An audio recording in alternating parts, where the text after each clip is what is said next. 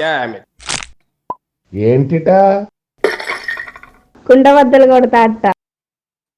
నమస్కారం, కుండబద్దల ప్రేక్షకులకు స్వాగతం. టీటీడీలో జరిగిన కల్తీ నెయ్యి వ్యవహారం ఇంకా ఒక కొలిక్కి రాకముందే మరొక కల్తీ కుట్ర బయటపడింది. వైఎస్ఆర్ కాంగ్రెస్ పార్టీ కల్తీ మద్యంతో జోగి రమేష్ ఆడిన డ్రామా లాగా అద్దేపల్లి జనార్దన్ తోటి ఒక కల్తీ మద్యం యూనిట్ పెట్టించి కూటమి ప్రభుత్వాన్ని అబాసు పాలు చేయడానికి ఏ రకమైన ప్రయత్నం చేశారో అలాంటిదే మరొక ప్రయత్నం ఇప్పుడు విజయ పాలు విజయ నెయ్యితోటి బయటపడింది. ఈ వ్యవహారం తాజాగా తెలంగాణలో వెలుగు చూసింది. Telangana dairy development corporation chairman Gutta Amit Reddy బయటపెట్టిన సమాచారం ఏమిటి, ఇందులో వైసీపీ హస్తం ఏ రకంగా ఉంది, ప్రస్తుతం ఇలాంటి కుట్రలు ఇంకా ఎన్ని చేసే అవకాశాలు ఉన్నాయి, ఈ రకంగా కూటమి ప్రభుత్వాన్ని ఇరుకుని పెట్టడానికి జగన్ ఎన్ని డ్రామాలకైనా తెరదీస్తాడు అనటానికి ఎన్ని రకాల కారణాలను వెతుక్కుంటూ ఉంటాడు అనేది ఈ వీడియోలో పూర్తిగా మీకు అర్థమయ్యే విధంగా వివరిస్తాను.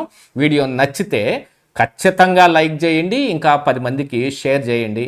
అలాగనే మన కుండబద్దలు ఛానల్ని ఇంకా సబ్స్క్రైబ్ చేసుకొని వాళ్ళు ఎవరైనా ఉంటే ఇమ్మీడియట్గా సబ్స్క్రైబ్ చేసుకోండి. లేటెస్ట్ అప్డేటెడ్ వీడియోలు మొత్తం చాలా త్వరగా నోటిఫికేషన్ రూపంలో మీ దాకా వచ్చి చేరతాయి. So please subscribe our Kundabaddalu channel. ఇక అసలు విషయానికి వస్తే, రీసెంట్గా తెలంగాణలో ఈ విజయ పాలు విజయ నెయ్యి మీద అనుమానంతో వాళ్ళు గుజరాత్లోని ఎన్డీడీబీ ల్యాబ్కి దీని శాంపిల్స్ పంపిస్తే ఆ నెయ్యిలో అడల్ట్రేషన్ జరిగిందనే వ్యవహారం ఒకటి బయటపడింది. గతంలో టీటీడీలో జరిగిన కల్తీ నెయ్యి విషయాన్ని కూడా ఎన్డీడీబీకే ల్యాబ్కి పంపించినప్పుడే జంతు కొవ్వు అందులో ఉంది అనేది ఈ వ్యవహారం ఒకటి బయటపడితే దాన్ని చంద్రబాబు నాయుడు గారు బయటపెట్టారు. ఇక అక్కడి నుంచి మరి వైసీపీ ఏ రకమైన డ్రామాలు ఆడింది, ఎన్ని రకాలుగా బొమ్మన్ కరుణాకర్ రెడ్డి కానీ వైవి సుబ్బారెడ్డి కానీ ఆ విషయం ఏడదాకా తీసుకొచ్చారు, సిబిఐ ఛార్జ్ షీట్ ఏమేసింది, దీని మీద ఒక పెద్ద తతంగమే నడుస్తుంటే ఇప్పుడు మరి Gutta Amit Reddy Telangana dairy development corporation chairman బయటపెట్టిన విస్తుపోయే నిజాలు కనపడుతున్నాయి. యాక్చువల్గా ఉమ్మడి ఆంధ్రప్రదేశ్ ఉన్నప్పుడే ఈ డైరీ డెవలప్మెంట్ బోర్డు ఇలాగా ఒకటి ఏర్పడటం, దాని కింద విజయ బ్రాండ్ పేరుతోటి పాలు నెయ్యి ఇతర పాల పదార్థాలు వీటన్నిటిని విక్రయించడం జరిగేది.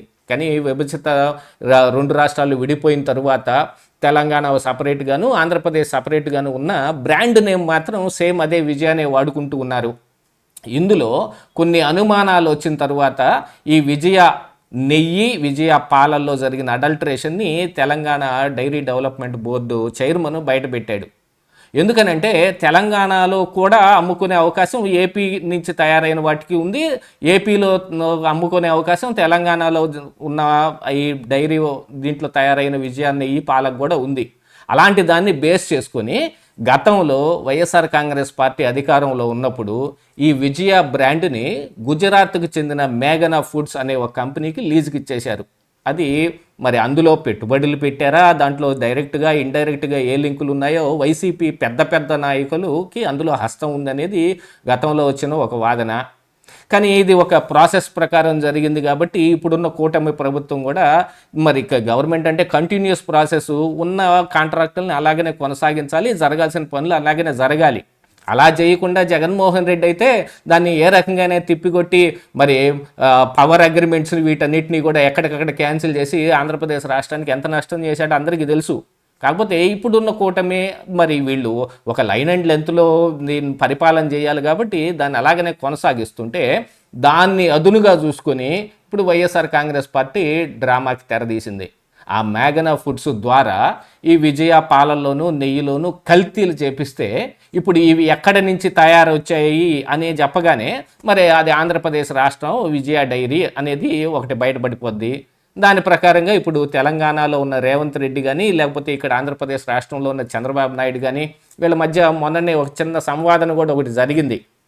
ఈ రాయలసీమ ఎత్తిపోతల పథకాన్ని ఆపింది నేనే అని ఆయన మరి తెలంగాణ అసెంబ్లీలో చెప్పుకోవటం, దాని మీద వైసీపీ విరోచితంగా దాన్ని ఏదో రాయలసీమ ద్రోహిలాగా చంద్రబాబు నాయుడిని ప్రొజెక్ట్ చేసే ప్రయత్నం చేయటం, ఇవన్నీ జరిగిన కారణానికి ఇప్పుడు ఏదో రకంగా కల్తీ నెయ్యిని అక్కడ తెలంగాణ మార్కెట్లో విక్రయింపు చేస్తూ ఉంటే ఆ విషయం కనుక బయటపడితే అబాసు పాలయ్యేది ఇప్పుడు కూటమి ప్రభుత్వమే కదా అనే ఒక ప్లాన్ అన్నమాట ఇది.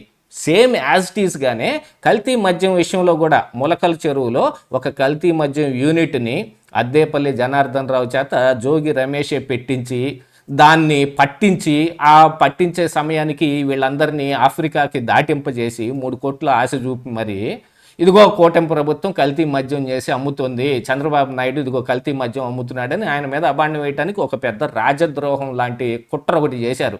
సేమ్ అదే కుట్ర ఇప్పుడు ఈ మేఘనా ఫుడ్స్ ద్వారా మళ్ళీ వైసీపీ నాయకులు తెరదీశారు.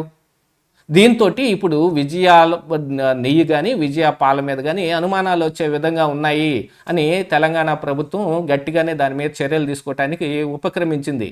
నిన్న ఎన్డీడీబీ రిపోర్టుని సైతం చూపిస్తూ కొత్త అమిత్ రెడ్డి చెప్పిన వ్యవహారం చూస్తే అసలు కళ్ళు బయర్లు గమ్మే విధంగా ఉన్నాయి. గతంలో వీళ్ళు యథేచ్ఛగా అంటే అప్పట్లో టీఆర్ఎస్ ఉంది కాబట్టి, అదే బీఆర్ఎస్ కేసీఆర్కి సంబంధించిన పార్టీ అధికారంలో ఉంది కాబట్టి అక్కడ ఎటువంటి చర్యలు తీసుకోవడానికి ఏమీ ఉపక్రమించరు.